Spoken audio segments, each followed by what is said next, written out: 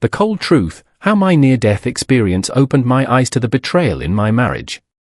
It started with a simple ache in my back. At first, I brushed it off.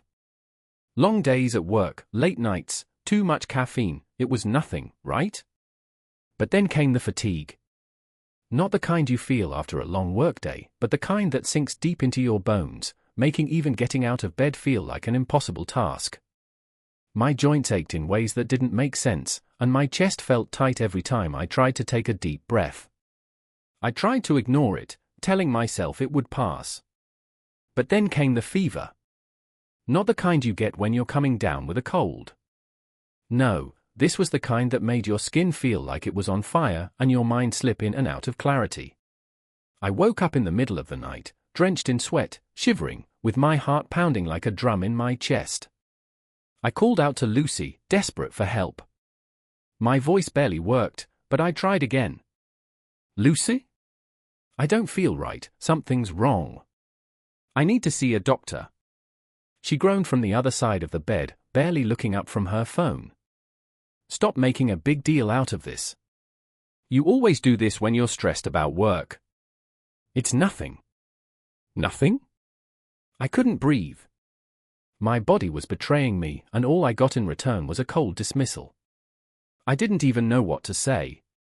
I just nodded weakly and rolled over, trying to get back to sleep, but the pain wouldn't let me. The night stretched on forever. I had never felt more alone. Lucy, my wife of 5 years, the person I had trusted to stand by me through thick and thin, wasn't here. Not in any real sense.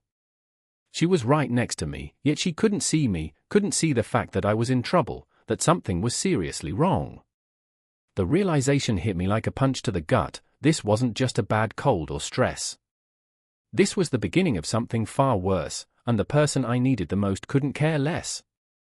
But I stayed silent, lying there in the dark, my body feeling like a prison and Lucy's words echoing in my ears. I never thought I'd have to face something like this alone, but it looked like that's exactly what was happening. The night it all spiraled out of control, I woke up in a cold sweat, unable to catch my breath. My chest felt like it was caving in, and my left arm refused to move. It was as if my body had turned against me, and I couldn't do a thing about it. My heart was racing, a rapid thud that I could hear in my ears, like the frantic sound of footsteps in the middle of a nightmare. I struggled to move, trying to reach my phone with my right hand. My arm felt numb and heavy, unresponsive to my commands. My body burned with fever, my skin drenched in sweat. Every breath felt like a battle, sharp, painful, and desperate. Lucy? I can't move my arm, please. I need help. I barely managed to get the words out. My voice cracked, weak and breathless, but I knew I had to reach her. This was serious. Lucy didn't even look up from her phone. You're fine. Handle it yourself, she muttered, not a hint of concern in her voice. She didn't even pause her scrolling. I could feel my stomach churn as the words hit me. Handle it yourself. In that moment, I realized what had been nagging at the back of my mind for days. This wasn't just a case of me being dramatic. This was neglect. And I was on my own. I struggled to call my sister, Sarah. My fingers shook so badly I could hardly dial the number. It felt like hours before the phone finally rang, the sound of it piercing the silence of the room. When Sarah picked up, I could barely speak. Sarah. I need you. I think something's wrong. I can't move. I can't breathe. Stay calm, Alex. I'm coming, okay? Just breathe. I'll be there soon. Her voice was a calm anchor in the storm I was drowning in. As the minutes dragged on, every second felt like an eternity. The pain, the fear, and the coldness of Lucy's indifference weighed on me like 1,000 pounds. I was dying, and she was more concerned with her phone than with me. Before I share what happened next, the moment that shattered everything I thought I knew about my marriage, I want to connect with you, my amazing viewers. Where are you watching from? Drop your country's flag in the comments below. And if you've ever had to fight for your life, for something that mattered more than anything else, hit that like button, because this story is just getting started. As Sarah rushed to my side, I felt the devastating weight of what had just happened. Lucy had chosen her comfort over my survival. And in that moment, I realized I was truly alone. Even in my marriage, the one person I thought would never turn their back on me had done just that. The ambulance ride to the hospital felt like a blur. I could barely keep my eyes open, the fever burning through me like wildfire.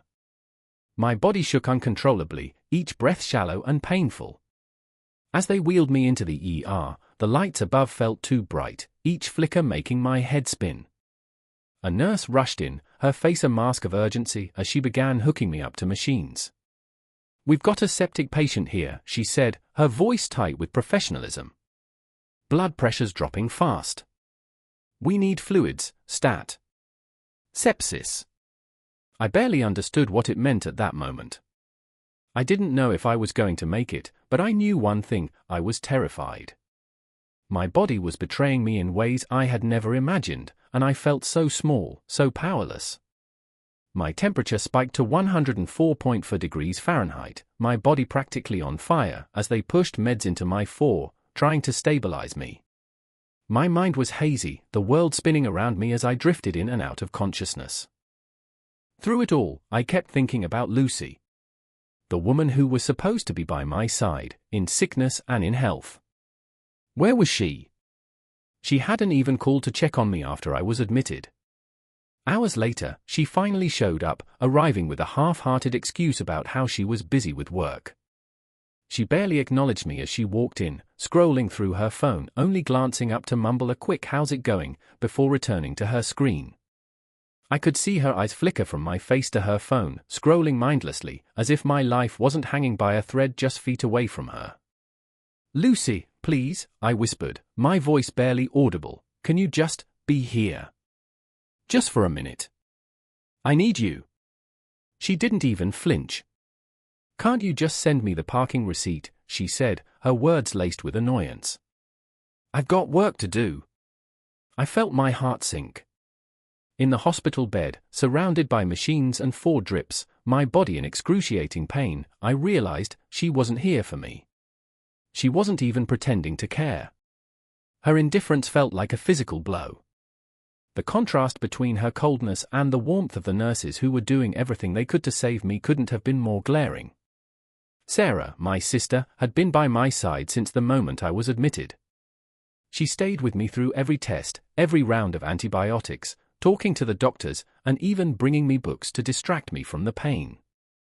She sat by my bedside, holding my hand, telling me over and over, "We're here for you, Alex. We'll get through this."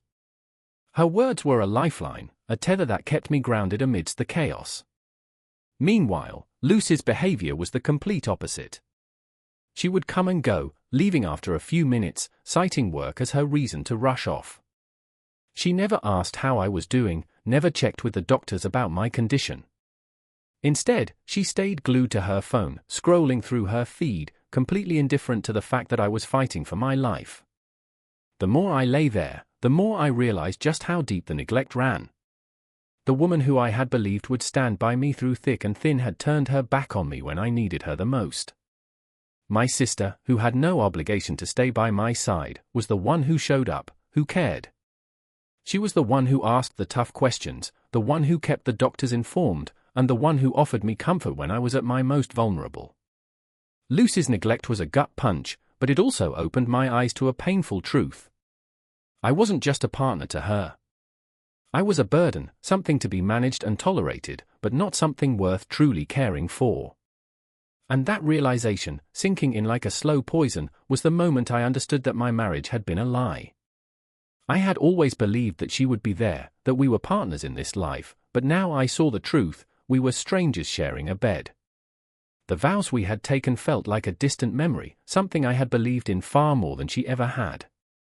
As I lay there, feeling weaker by the hour, the gap between us only grew wider. I didn't need her excuses. I didn't need her distant words. I needed her to be here, to show up, to care. But I realized then, in that sterile hospital room, that I was already alone. Even when I was surrounded by people, the one person who should have been my rock was too busy to notice that I was breaking.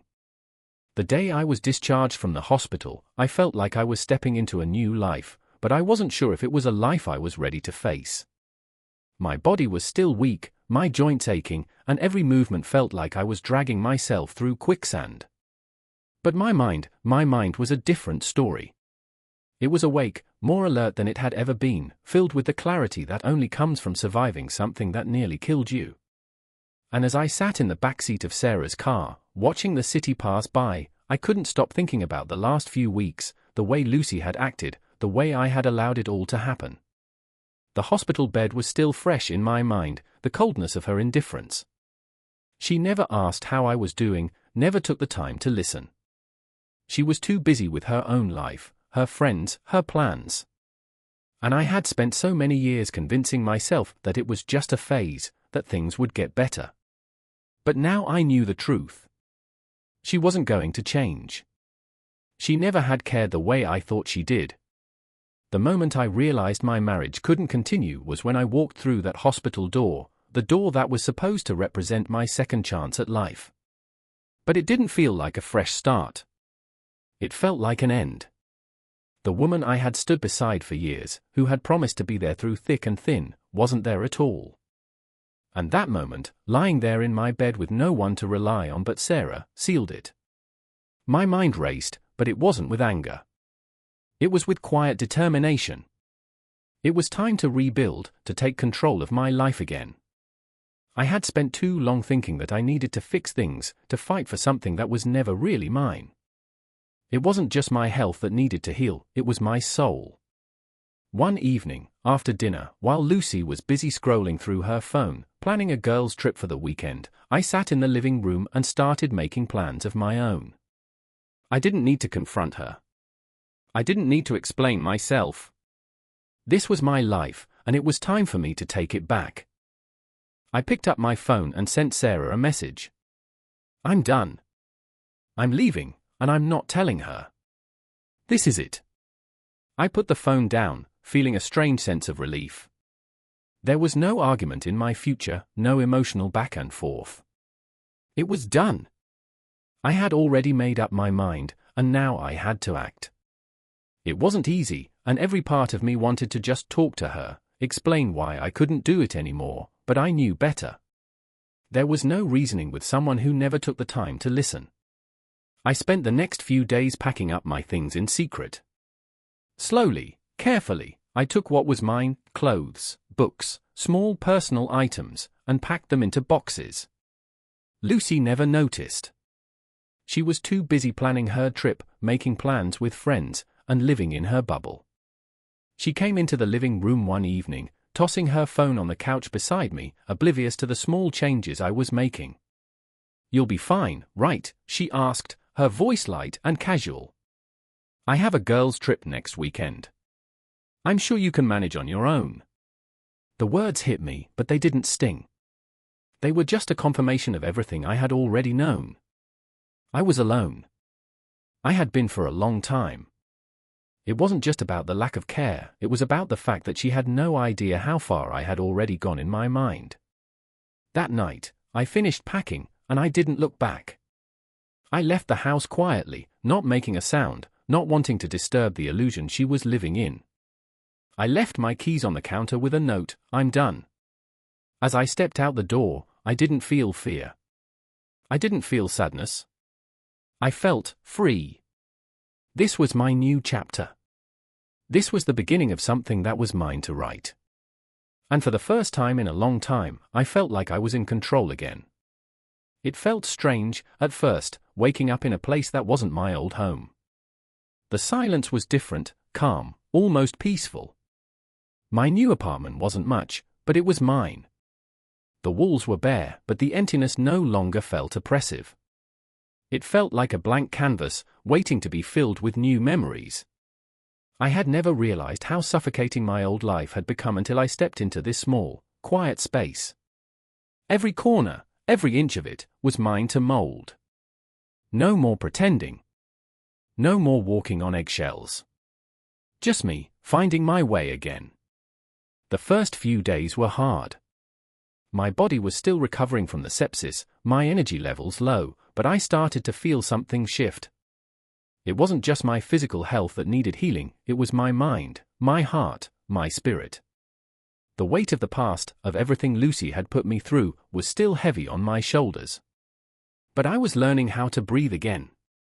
Slowly, I started to take control of my recovery. I reached out to a support group for sepsis survivors, where I met Emma, a woman whose story mirrored mine in so many ways. Emma was different from anyone I had met before. She understood the emotional weight of recovering from a near-death experience. She knew what it felt like to lose control of your own body, to feel abandoned by the very people you thought would stand by you. We spent hours talking about our experiences, our struggles, and our victories. She helped me see that healing wasn't just about getting better physically, it was about reclaiming your life. Emma, with her quiet strength and unwavering support, showed me that I wasn't alone in this. "You're stronger than you think, Alex," Emma said one afternoon, as we sat together, sipping coffee. "Don't let your past define you. You've been through so much, but that's not who you are now. You're still here. And that's what matters." I stared at her for a moment, her words sinking in. She was right. I wasn't the person I used to be. The man who had been desperate for love and validation from someone who never truly cared was gone. In his place was a man who had fought for his life, who had fought for himself. I was no longer the victim of my circumstances. I was the architect of my future. "I've been through so much," I said, finally finding the words.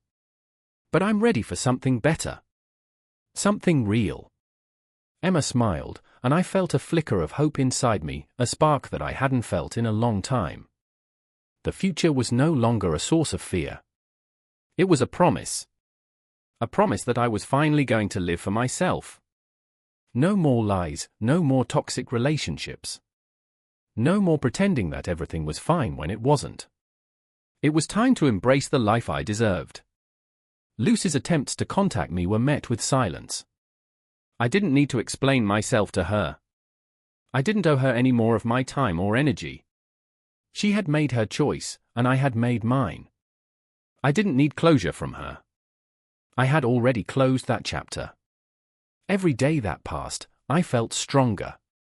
My body healed, and with each passing moment, my mind grew clearer. The man I was becoming was not the man who had been broken by neglect and betrayal.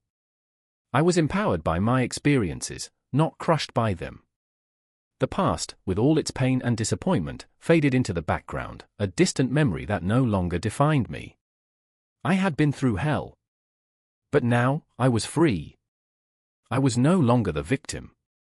I was the survivor, the fighter, and I had a second chance at life. And I was going to make the most of it. The future was mine to shape, and I wasn't going to waste a single moment.